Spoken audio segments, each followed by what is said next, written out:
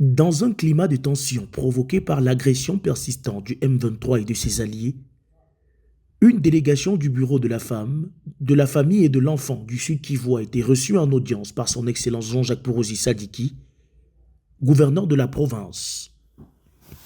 Cette rencontre, tenue ce mardi dans un esprit d'écoute et de dialogue, témoigne une fois de plus de l'engagement du chef de l'exécutif provincial à rester connecté aux préoccupations réelles de ses administrés, en particulier des femmes, premières victimes collatérales des conflits armés.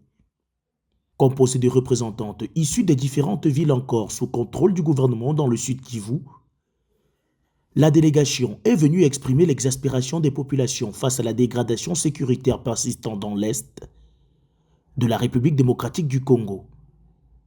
Dans un message fort et empreint d'émotion, la chef de la délégation a brossé un tableau sombre des conditions de vie des femmes et de leurs familles dans un contexte marqué par les violences, les déplacements forcés et la précarité. Malgré ces difficultés, les femmes n'ont pas manqué de saluer les efforts entrepris par le président de la République, son Excellence Félix-Antoine Tshisekedi, en faveur du retour de la paix et de la stabilité dans la région. Elles ont exprimé leur souhait de jouer un rôle central dans les processus de réconciliation, de reconstruction et de relèvement communautaire. Nous sommes venus voir le gouverneur, son Excellence, Monsieur le Gouverneur, présenter d'abord nos civilités, nous les femmes d'Uvira.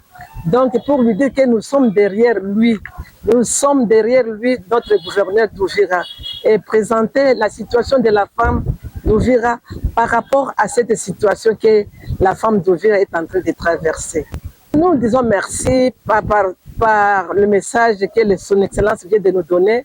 Et il nous dit qu'il va nous accompagner et il est prêt pour accompagner les femmes. Et il va résoudre quelques de nos activités, de nos préoccupations qui se trouvent dans le cahier des charges et il est prêt à résoudre ça. Dans un geste hautement symbolique, la délégation a remis au gouverneur une chemise et un chapeau blanc, symbole universel de paix, comme pour dire que l'espoir demeure et que les femmes du Sud Kivu sont prêtes à marcher en éclaireuse vers un avenir apaisé. Ce don marque aussi leur confiance dans le leadership du gouverneur, perçu comme un homme de terrain, proche du peuple et sensible aux enjeux sociaux. Touché par cette démarche citoyenne, le gouverneur Jean-Jacques Porosi Sadiki a exprimé toute sa reconnaissance envers ces femmes, saluant leur courage, leur clairvoyance et leur engagement pour la paix. Il a promis de transmettre fidèlement leur doléance au chef de l'État, ainsi qu'aux membres du gouvernement central lors de la prochaine Assemblée des gouverneurs, qui se tiendra la semaine prochaine sous la présidence du président de la République lui-même.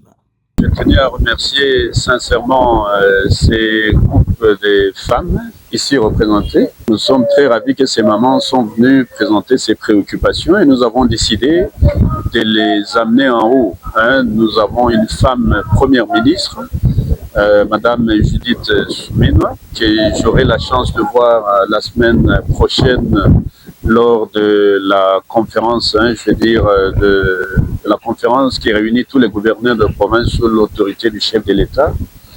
Je vais rencontrer donc le président de la République, le chef de l'État, je vais rencontrer la première ministre, je vais rencontrer la ministre des droits de l'homme, la ministre du genre et droits humains de la femme, ainsi que différents autres ministres sectoriels. Ça sera l'occasion de prendre le cahier de charges qui m'a été présenté par les femmes d'Uvira ici représentées, pour aller le présenter. Mais nous remercions parce qu'elles sont dans la résistance, elles luttent comme elles peuvent. Parmi les Ouazalènes, il y a aussi pas seulement des jeunes hommes, mais aussi des jeunes femmes. Il y a des femmes aussi qui luttent, il y a des enseignants, il y a des femmes activistes des différents domaines. Et la femme, effectivement, est le pilier de la reconstruction de la paix. Et au nom du chef de l'État, je peux dire ici que si Dieu le veut, très bientôt, nous allons rentrer à Bukavu, où nous allons, grâce aux efforts diplomatiques et politiques que le président de la République est en train de mettre en place, nous allons rentrer à Bukavu, la paix va revenir et c'est ce que ces mamans sont venues demander. Dans un contexte régional instable, marqué par les assauts répétés des forces hostiles, le gouverneur du Sud Kivu s'impose comme un acteur déterminé au service de la résilience de sa population. En recevant cette délégation, Il réaffirme ainsi que la paix durable ne se construira pas sans les femmes, ni sans un dialogue franc entre les autorités et la société civile. Ce geste fort, porteur d'espoir, démontre une fois de plus que malgré les vents contraires, l'espoir de paix et de justice reste vivant au Sud Kivu, porté par des citoyens debout et un gouverneur engagé.